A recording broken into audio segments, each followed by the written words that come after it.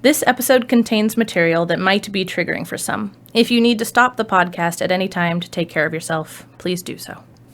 If you need support, you can call the 24/7 National Suicide Prevention Lifeline at 1-800-273-8255.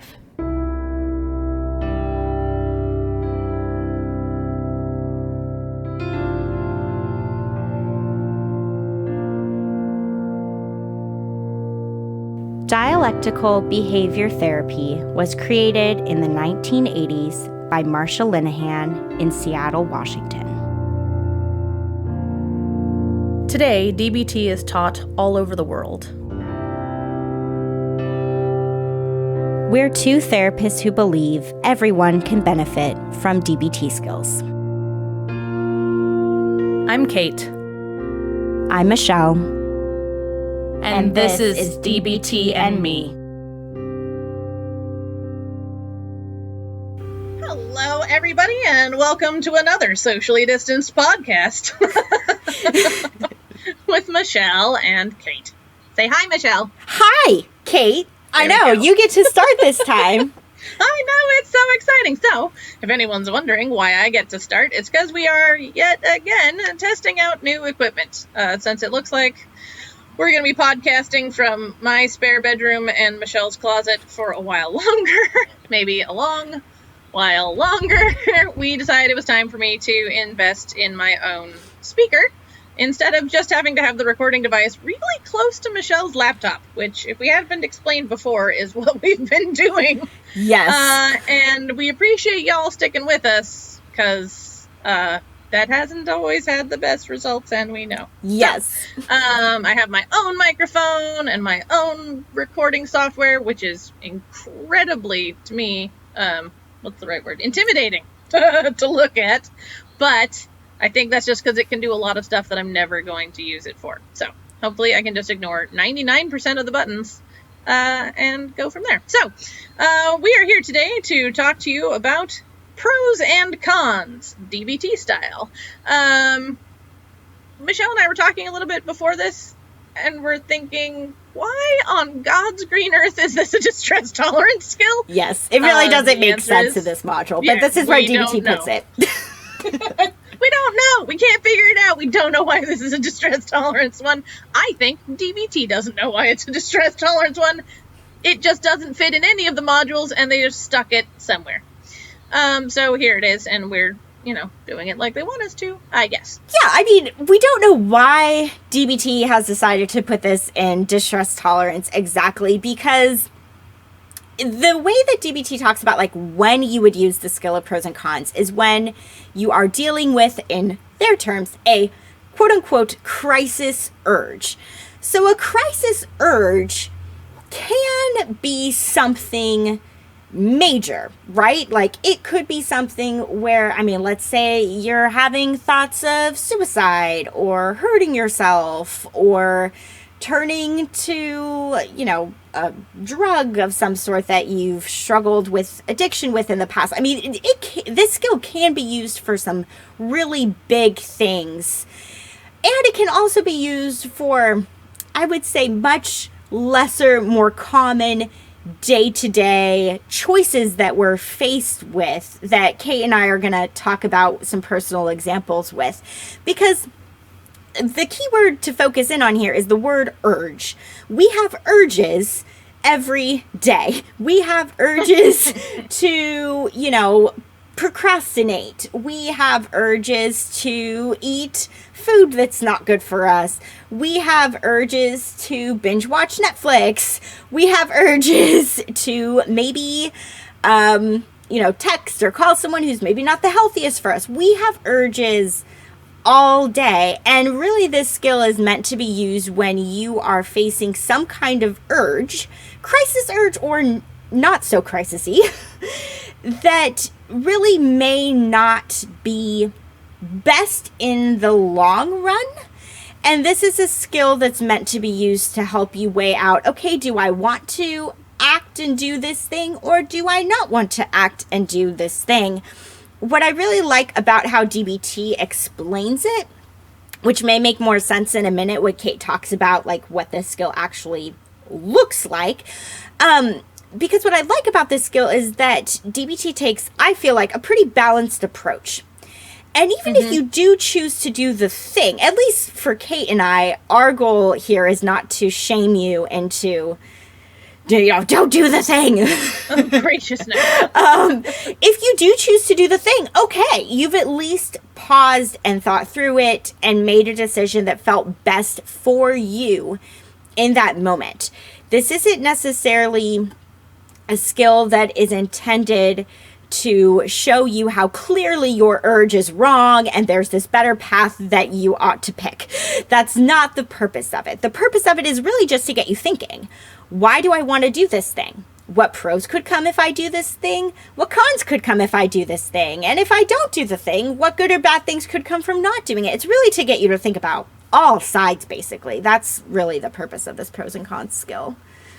Yeah, it definitely doesn't presuppose that there's one specific answer that you're going to come to every time. Yes. Yeah. Which I appreciate a lot. Mm-hmm. All right, so I get to do what I personally think is the hard part this episode. Which is, not really, I guess. If you have an internet, which you probably do, if you're listening to us, what I could just say is Google DBT pros and cons worksheet, because it will give you a nice graphic of what I'm about to explain. Yeah, and we'll post you're listening, see, Michelle's on top of everything. But for the moment, let me do my best to try and explain what the grid, I guess, that DBT sets up for doing pros and cons. So basically, it's 4 boxes in a square, and on the top, you have either you do the thing that you're having the urge to do, or you don't do the urge. Don't follow through on the urge that you're having, right? So that's column A and column B of those boxes. Then off on the left-hand side, you're going to have pros and cons. So that would make the top row the pros of doing the thing, the pros of not doing the thing, and then on the bottom half, you have the the cons of, see, this is what happens when I'm trying to describe a visual thing, the cons of doing the thing, and then the cons of not doing the thing, which, like Michelle was talking about just a couple minutes ago, I think really does a great job of illustrating that DBT wants you to look at all of the things, right? It gives you an opportunity to look at, well, I'm having this urge. What are the negative consequences of not following through on it, right? Like, what am I going to have to face if I don't do this thing? Crisisy or not crisisy, to coin the new word that Michelle was using. I like it, crisisy. Also, you will notice that, I don't know, if you're being really thorough and writing everything in when you're doing this, a lot of times you'll find some of the same things in different boxes, right? There's going to be an amount of repetition. Something people notice, I think, almost every time when we're doing this on a big whiteboard in the middle of group, is that they're like, well, that's the same as the thing in the other box. Like, that happens, right? Because sometimes you're going to have hold on, I'm so bad. Okay, in case anybody wondered, just a brief aside to everyone listening, I can't picture things. Literally, I don't have a mind's eye. There are no pictures in my brain. I cannot with the pictures in my head. So it's pretty funny. I love leading people through guided visualizations, and I'm literally incapable of doing them myself as a participant. So as I'm sitting here trying to describe this grid, anyway, it's hard. Well, I'm trying to think of it too. I think where sometimes we can get some crossover, I think, if I'm trying to visualize it correctly myself, is the pros of doing it and the cons of not doing it sometimes have some crossover. They can overlap a little bit, I think. I think those are the two. I think we get like diagonal crossovers both ways. Yep. It's like the cons of practicing the skill line up with the pros of not practicing it. Yep. And vice versa. I think that's right. So yeah, we get diagonal crossover, I think. Oh man. Michelle and I know our shit, guys. We've never taught this without a whiteboard to help us. It's harder. I know, we've never done it without actually having a physical prop. Anyway, now I'm done whining. For the moment, I'm not promising to not whine again before the end, but I'm done for now. So, is there any, you can also kind of, if you look at some of the worksheets, and again, we'll post some of them, Some of the more formal ones like have a space for you to put what the current problem situation is or what the urge is. A lot of them make it specifically more about practicing the skills or not practicing your skills. But as Michelle was saying earlier, I think this the whole skill has more wide applicability than just whether you want to use your DBT skills in that moment or not. It's just a really good way of looking at any, decision that you're unsure of or urge that you're, maybe questioning. Yeah. So DBT gets really specific, and I think it's more broadly useful than that. So. Yeah. Definitely. Yeah, when you're facing, just this decision of like, do I do this thing or do I not do this thing? Yeah, it could be used really with anything. So hopefully we're going to get into some examples here, and that may help clear some things up. And we're going to really talk about some personal examples, some things that we have struggled with ourselves, and kind of walk through our own pros and cons process. And the thing that also is important to note about pros and cons is that this is going to be really unique to each person. So even if you're looking at the same action urge, right, if we want to use DBT's phrasing, if you're looking at the same thing, different people may have different pros or cons for that thing. So just really think about this for yourself with certain situations in your own life. But I really hope that us sharing personally helps as well. So, the example that I'm going to pick is choosing healthy eating choices.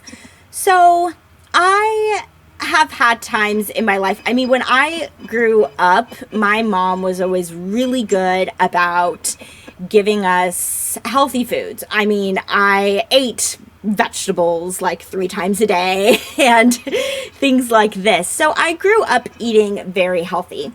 And I think sometimes what can come of that when you then venture out into the world, especially when you go away to college and you have a dining hall in front of you, is like, well, I'm going to eat all the things that I never ate when I was younger. I remember like in school, all my friends would get Gushers in their lunches, and I never got Gushers in my lunch.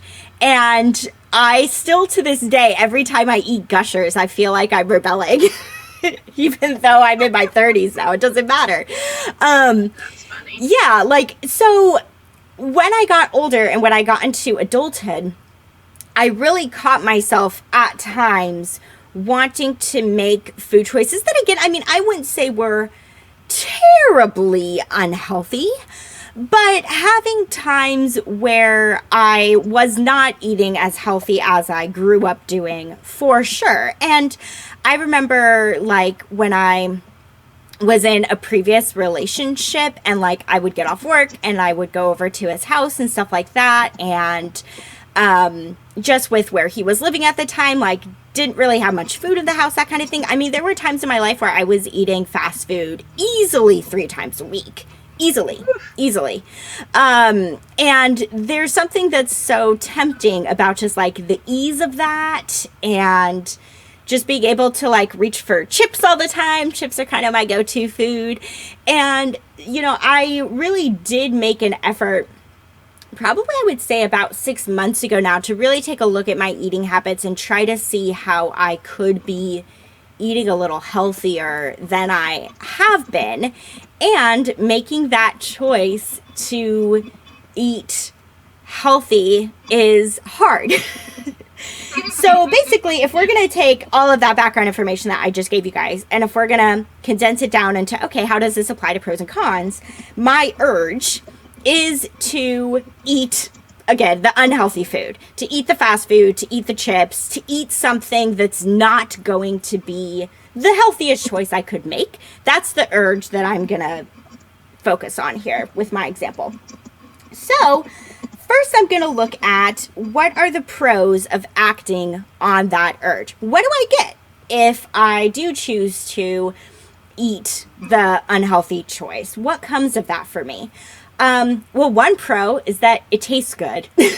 I enjoy, I really like fast food. It tastes good. I love chips, like I said. I enjoy eating it. Another pro is that it is really convenient. It's right there.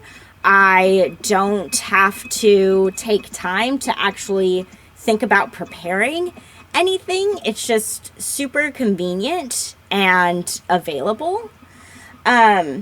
So those are, I would say, two big pros for me. See if I think of anything else, but I think those two really encompass it. Like, it tastes good and it's easy. Those are the biggest things. Also, I mean, rebellion feels a little nice, right? So if there's still any bit of that, I get to do what I want. Yeah, I would say there can be still a little bit of that at times. And here's another thing of, like, sometimes it's like something for me to look forward to. Like, if I'm having, like, a treat. Yeah, it's a reward. Exactly. Like, if I'm having a long day, if I'm like, you know what, I've had a long day, so rather than cooking dinner when I get home, I'm just going to swing by Wendy's, which is my favorite fast food place. I love Wendy's. I'm just going to do that. That gives me something to look forward to. So that would be another pro. It's a reward, is how it feels sometimes. So let's now look at the cons. The cons of if I do make an unhealthy food choice, then what happens? I mean, it can lead to my, like, indigestion problems, I guess, like just feeling bloated, not the best down the line. And I feel like gastrointestinal distress. There you go, Kate. That's the better way to put it. I was like, what's the term that I want to use here? But yeah, just not feeling great later, feeling somewhat fatigued. That can come from it.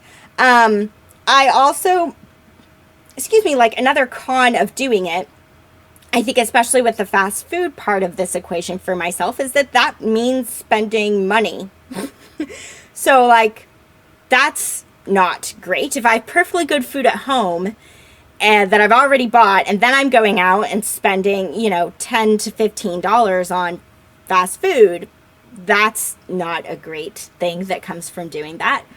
And I do feel feelings of guilt, or I don't know, again, just kind of like not feeling great about myself. Yeah, regret. There you go. Yep.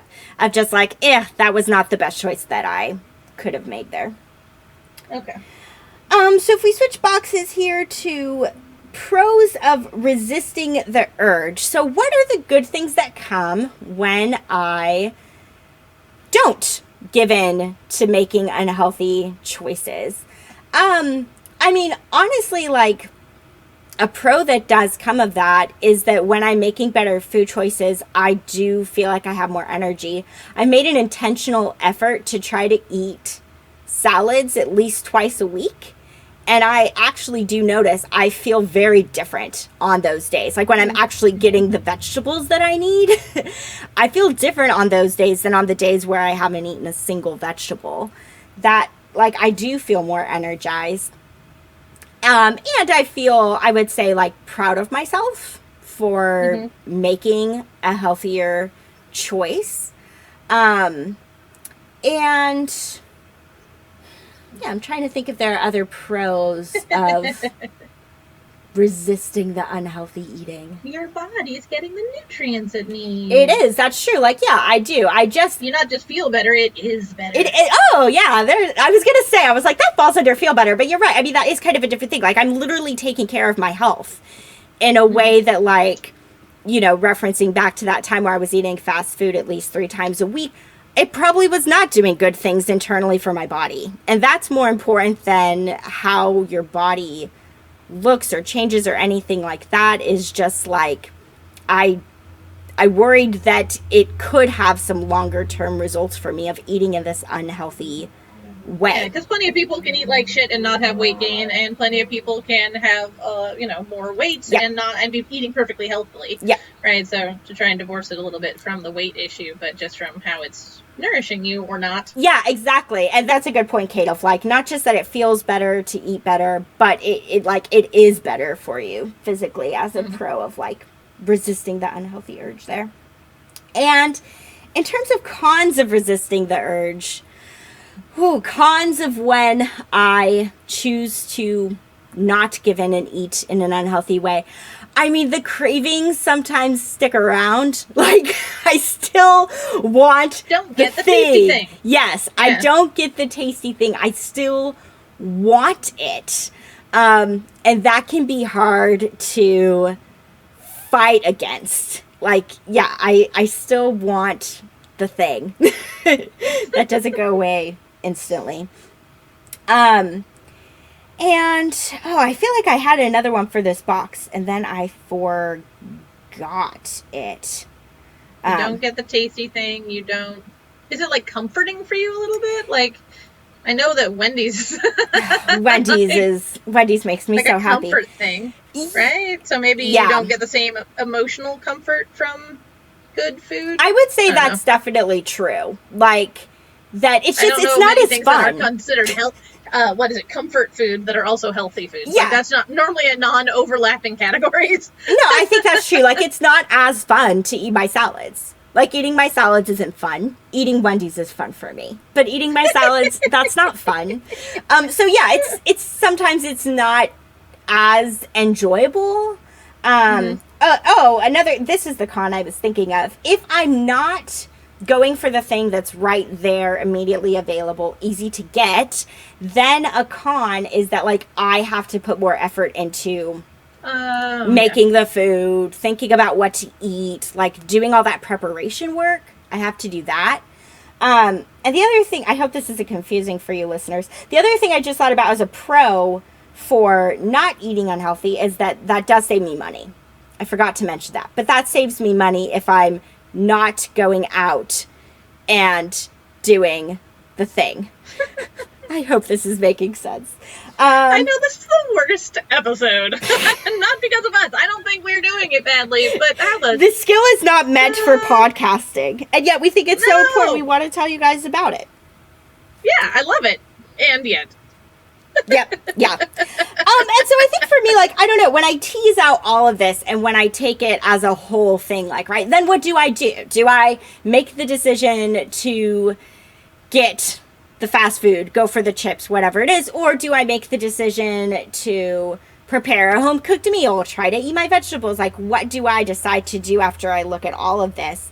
And I really think there are going to be times where I make both choices. I really do. I was going to say yes. Yeah, because I can see how there maybe is something valuable about, like, when I have had maybe a really bad day, it does feel nice to give myself that little reward or that little treat. Like, that does feel good. And it also does not feel good to do this on a regular basis. Like, that seems pretty clear. How often you do it has a big difference, right? Makes a big impact. Yeah. Yep, exactly. Because what it is. Totally. If I'm doing this all the time, then I risk some of the things that I talked about of just kind of like, yeah, the fatigue, feeling run down, like, you know, spending money I don't want to spend, like that. If I do this on a regular basis, I'm going to be experiencing some of those things I really don't want. If I'm really mindful and intentional about doing it sometimes and really thinking before I do it, then I do get some of the benefits that I talked about, with avoiding some of the things that I don't want. So that's my example. Nice. Kate, what do you have for yours? Well, kind of following, I don't know, like your earlier mention of, you know, this can be good for, you know, day-to-day, less crisis-y. I'm never going to get over how funny that is. Skill, you know, things to also crisis stuff. I figured I would use my personal history with self-harm and do an example of the more crisis-y urge. So, you know, we said it at the beginning of this episode, but I'll say it again. I don't know, trigger warning, because I'm talking about cutting, something that I've struggled with since I was 14, 15, somewhere there. So yeah, if this is hard for you, fast forward. Yep. I don't know where to, because I don't know how long I'm going to talk for. Just keep doing like I know in Apple Podcasts, like anyways, like, seconds, yeah, seconds, exactly. Just keep going along until you hear my voice come back. Michelle. Yep. Exactly. So, Thinking about cutting. If I think about what are the pros from it, I'd say it falls into two big categories. The first one is just relief from my current emotional state, right? Generally, the urge to cut comes when I am feeling, completely overwhelmed by some quote, some difficult emotional state. Often I feel like it's an emotional state that won't end unless I do something about it, or I'm in a place where I'm feeling powerless or helpless. And so cutting can, make me feel like I'm doing a thing. So I have some power. I'm able to help myself in some way. So the number one thing is relief, right? I get to not feel this way that I'm feeling in this moment. And obviously, if I'm being driven, if I'm having the urge to cut, it's a pretty overwhelming emotional state, and I have a really big motivation to not be feeling that anymore. So number one pro is relief from that current emotional state. The other one is, I don't know, it kind of overlaps, but I think of like familiarity and reliability, because this is something that I've struggled with for, I can do math, definitely more than half my life, since before I was an adult. There's a real sense of familiarity, of ease, right? And I know it'll do what I want it to do, right? So we're talking about that, the first bit being relief from my current state. One of the reasons that that there might be in the pro category for self-harm is because I know it's going to do that, right? I have enough experience with taking this action that I know what it's going to do for me, right? So I don't have to face any uncertainty. I don't have to face any confusion or fear that it might not work. I know it's going to work. And also, we've talked about this in plenty of other episodes, Michelle and I, but, when you're in an overwhelmed emotional state, you're not at your smartest. And so having something that is familiar can be very, very tempting because I don't have to think hard, right? I don't have to try and pull in a new skill or anything like that, right? So relief from the current emotional state, and then that sense of both familiarity and reliability, I would say are the pros for me of self-harm. Cons of following through and doing cutting. Let's see, scars, right? I have plenty, but those, always have to think about how, people ask about them and what are you going to tell people, and, right? So scars have their own, negativity to them. I know, and I haven't had this myself, but anytime you hurt yourself, there's a possibility for infection or other medical complications. Generally, afterwards, there's a sense of shame, regret, also embarrassment. I am partnered, and so it's not, if I were to do this, there wouldn't really be a way for me to do it without my partner knowing about it, so I have to face what emotions come up, with someone else, finding out that I did this thing, and, having to move through the world trying to hide fresh wounds, right? So you have to think it changes how you dress and maybe how you move or where you go.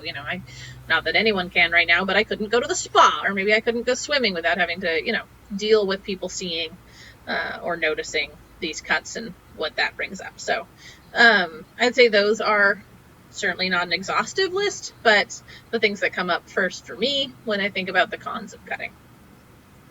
The pros of not cutting, pride. Like anytime I make it through that urge and don't follow through on it, I feel proud of myself, right? I had so many years of that being my absolute go-to anytime I was in, severe emotional distress, that I'm really proud of myself whenever I have that urge and I don't follow through on it. So that's a definite pro for me. Not having to hide. See, this is there's the crossover overlap that we're talking about, right? So not having to hide parts of my body, right? Not having to adjust what I'm wearing or where I'm going or what activities I can engage in. I ought to have put that up there, because not only do you have to hide it, so that impacts it, but if I put them somewhere where it hurts to do X, Y, or Z thing too badly, it can limit my activities for a period of time. So not having to deal with that. Also an opportunity to build better skills, right? One of the pros we were talking about of cutting was the familiarity of it, but the more I practice other skills instead, the more familiar they become, and the easier it is for me to fall into doing those healthier things instead. So pro of not cutting is building those skills up, making them more familiar, and making it so I'm better able to rely on them in the future.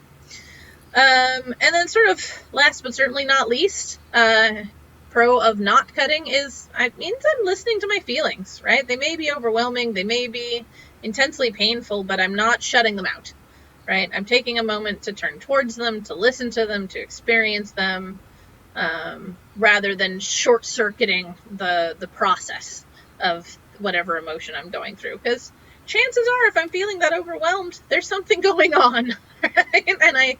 And those feelings deserve nurturing attention rather than being literally cut off, right?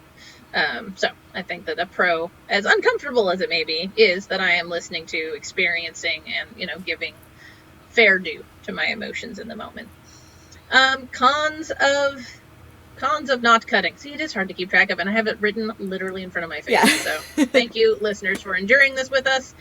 If you're able to, maybe pop open a grid while you're listening to us talk. Anyway, cons of not cutting. Having to endure that current emotional state. As much as it's good for me, that doesn't mean it feels good.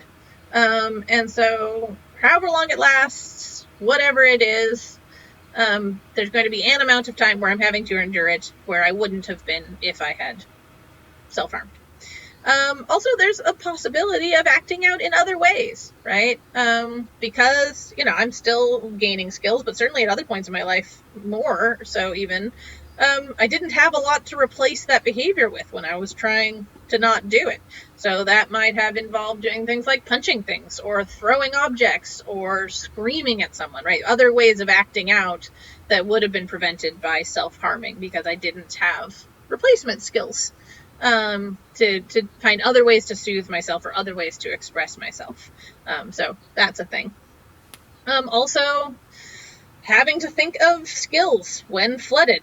Like we were talking about earlier, not at your smartest when you're in that emotional state, and it can be a real struggle. Like, maybe you get to the place where you're like, all right, don't cut. And then you go, all right, so what am I going to do? And your brain is just like, I don't know, man. All I can figure out is don't do that thing.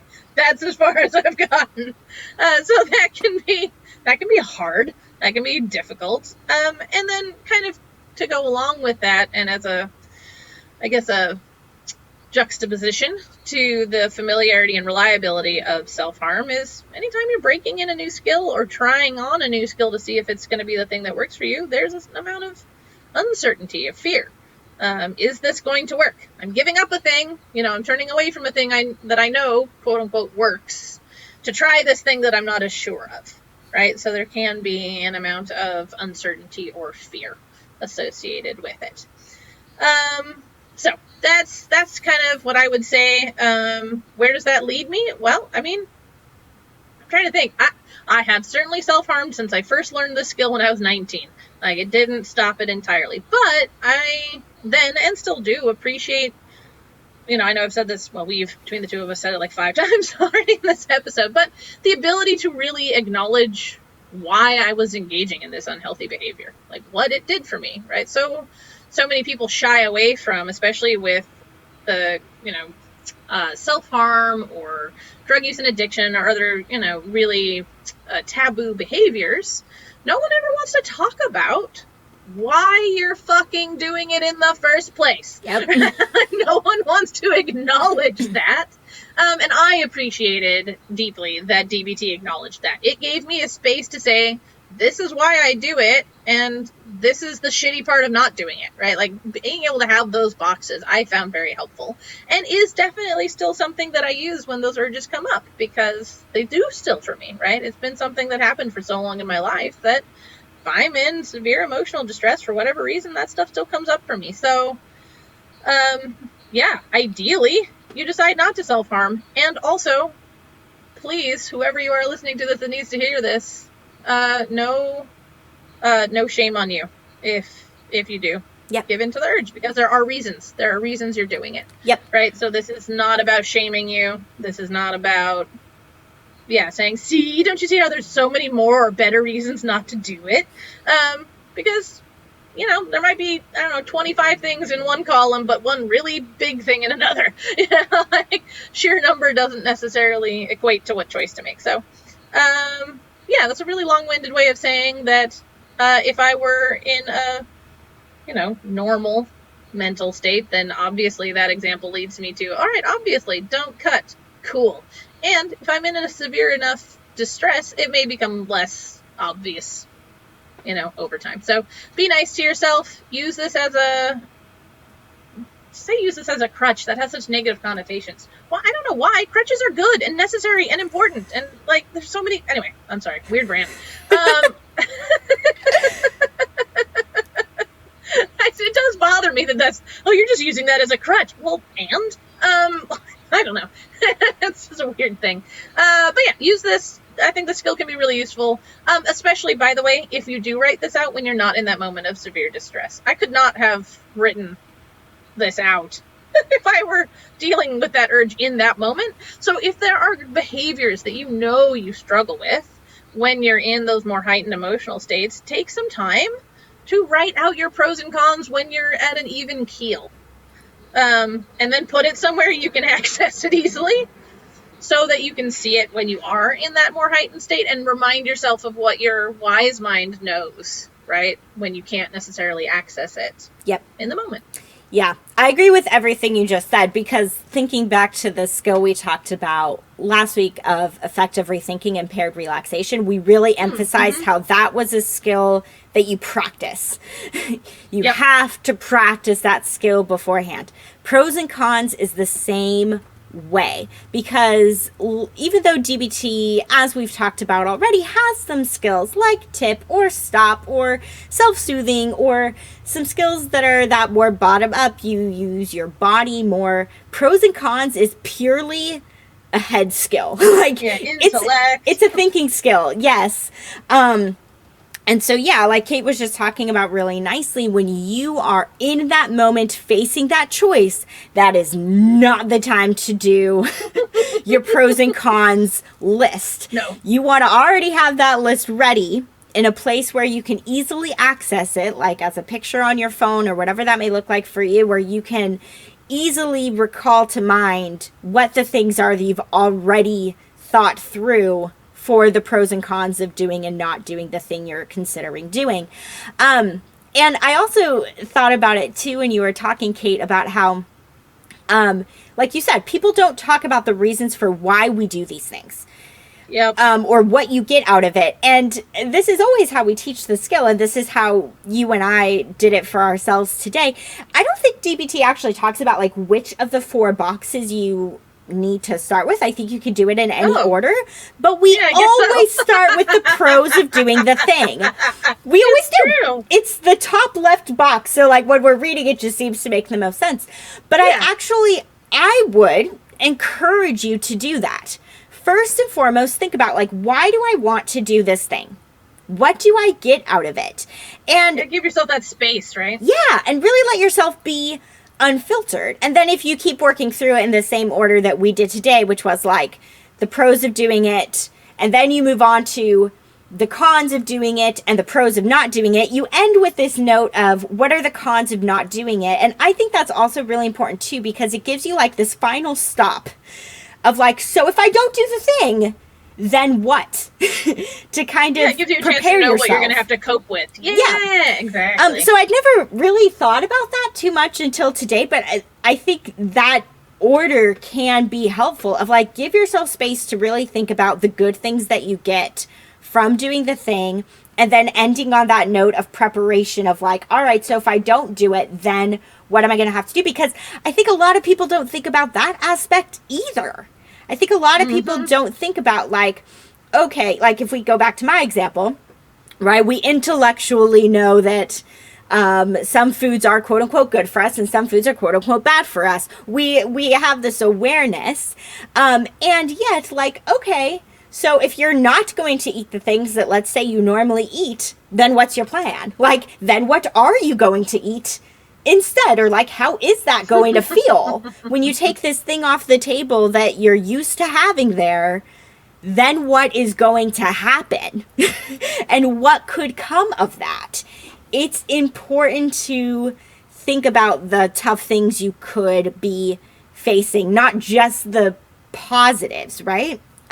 Be really, really honest with yourself and allow yourself to prepare. And if it's a thing, I don't know, it might be, but you might be able to even set up like ways to cope, right? Like, you know, there are certain consequences. You can be like, you could even put a note to yourself in like, so go put on this movie that you know always distracts you, right? Or something, right? Like, put something in as a like action item for what to do to help yourself cope, you know, with not following through on your urge. Yep. I hadn't thought about that either until just now, but it seems like a nice idea. Yeah, no, I think that is a really good idea because, like, you wrote down for you, Kate, like, a con of not cutting, right, is that you're going to have to endure your current emotional state. What is that going to look like? You know? How are you going to do that? If you haven't by thought the way, this in case through, anyone out there needs to hear this, the first few times that I really focused on doing that, what it involved was sobbing so hard I vomited. So if you ever want to know, it can look ugly and it's okay and you'll get through it. Just to normalize for anybody out there going through similar struggles. It doesn't necessarily mean it's pretty, but you will live through it. Your emotion will not kill you. I promise. Yep. Yeah.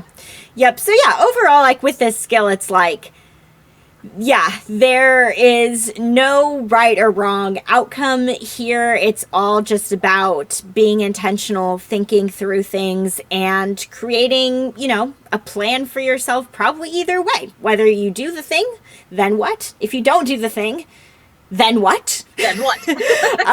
And taking some time to really be with thinking through these things for yourself. So with that, leading into homework, we are going to be posting what this grid actually looks like. So if you were trying to follow along today and visualize it, and if you were struggling a little bit, I mean, we were struggling and we teach this skill, and it's a hard thing to visualize when you don't have it right in front of you. Right in front of you. So we're going to post that so you can look at the grid. And again, not always do we recommend do the worksheet or write it down or anything like that, but this is doing the skill, is writing it down. So print out the grid or replicate it yourself on paper separately and fill in those boxes, write them down. I would also say it's important for you to think about one specific thing for yourself. There may be many urges that come up in your life that you're wanting to change or shift. Pick one as a starting point and really make sure that you're able to use this skill with one thing, which may take a lot of time and be a continual work in progress before trying to do it for another part of your life. When we try to make too many changes at once, we're more likely to not make any changes at all. So really be specific about the thing that you want to work on for you, and fill out the sheet and then look back on it. You know, I mean, I would say if this is something especially that comes up for you, you know, it may be something, I don't know, Kate, I don't want to speak too much to your experience, but I mean, maybe there were times in your life where you went weeks or months in between having an urge to cut. Like maybe it would just come up periodically. Maybe if it's something like I think about with my example, maybe that urge to eat unhealthy foods comes up every day.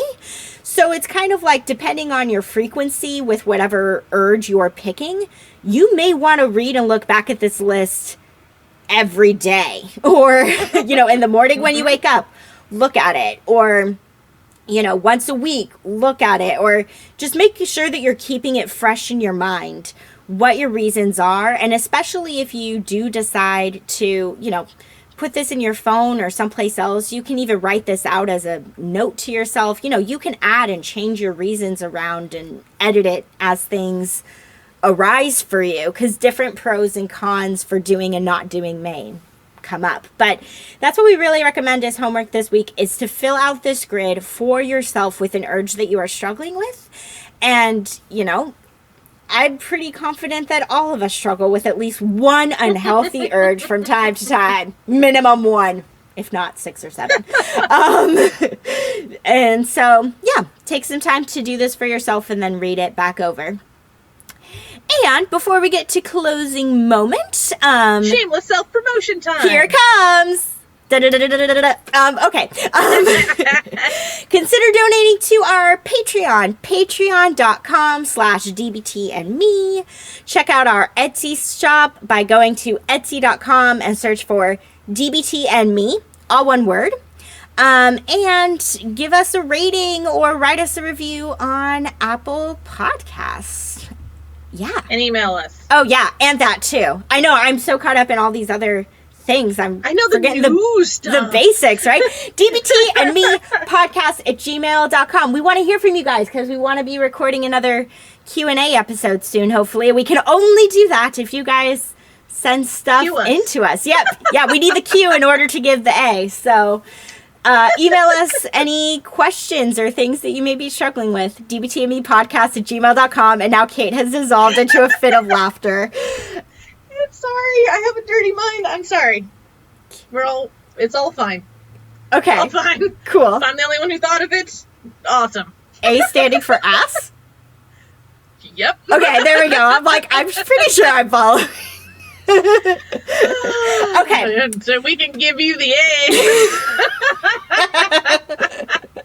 Not that kind of A, listeners. Not that kind of A. I am still 13 years old. Okay. All right. Whew, I have to calm down so I can. I know. We need a closing moment. Which hopefully y'all can hear, because I've heard, that's been an issue with the previous setup. So, fingers crossed, you can hear me. All right. I can do this. I can be serious. I really can be. I promise. Okay. I'm going to take a couple of deep breaths before I start. So just if there's a moment of silence, this is just me. Let's all breathe with Kate for a moment. Stop. I know, so I can stop giggling. Okay. All right.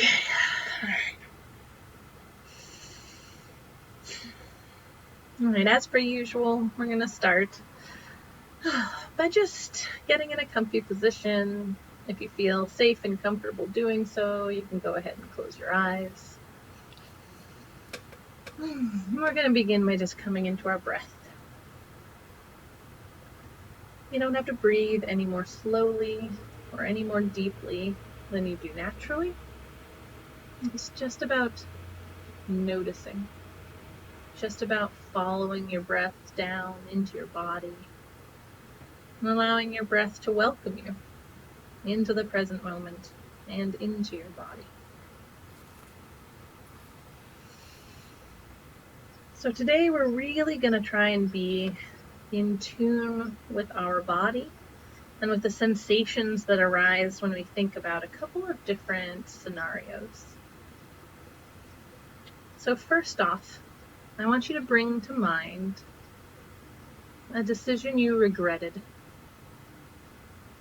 A time that maybe you acted on an urge or followed through with an idea and either immediately or soon thereafter knew it wasn't right, knew it was the wrong decision, knew it wasn't good for you or good for the situation, and that you had regret.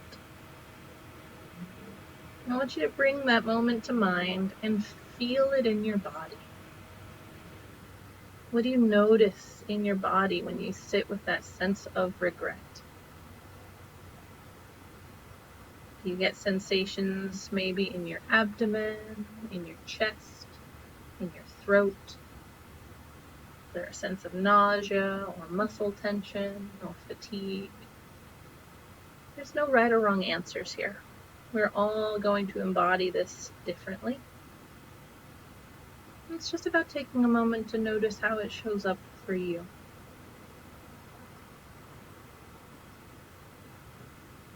So take that time and just really pay attention. This can be useful moving down the line, because maybe you might start to feel some of these things when you're considering making the decision, rather than afterwards. Maybe not, but it might be a way to help indicate and guide you towards a better decision. And also, even if you go ahead and do the thing or you didn't feel it beforehand, at least this tells you what you need to soothe.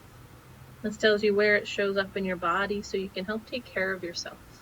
if you've made a mistake or if you've done something you regret. Now I'd like you to take a couple of deep, long breaths and let that situation clear out of your mind, out of your memory, out of your body. Just a couple of deep, cleansing breaths to let that one go. And we're going to replace it with remembering a time that you made a decision that you just knew was right. Maybe it was easy, maybe it was one of the hardest decisions you've ever made. It doesn't matter. It's just about that sense of correctness, that sense of certainty, that sense that you have acted with authenticity, in alignment with yourself and with your values, that you've done the right thing. And just like we did with that moment of regret, I want you to feel in your body. Where do you notice that sense of certainty, that sense of correctness, of rightness, of goodness? How does that show up for you physically? Where do you notice the sensations that are associated with this? Again, no right or wrong answers here. Some people are going to notice big, loud, showy sensations, and for others it might be much more subtle. The parts of the body or the ways it shows up are going to be unique to each of us. But just take the time to pay attention. Let your mind inhabit your body and notice what comes up while you hold on to this memory and re-embody what it felt like to be in that moment. As with the sensations of regret, it's possible that you may notice these same sensations as you're considering a decision in the future. And that could be a guide for you to lean in towards making that decision. They also may not, but it's good to be familiar with how this shows up in your body in either case.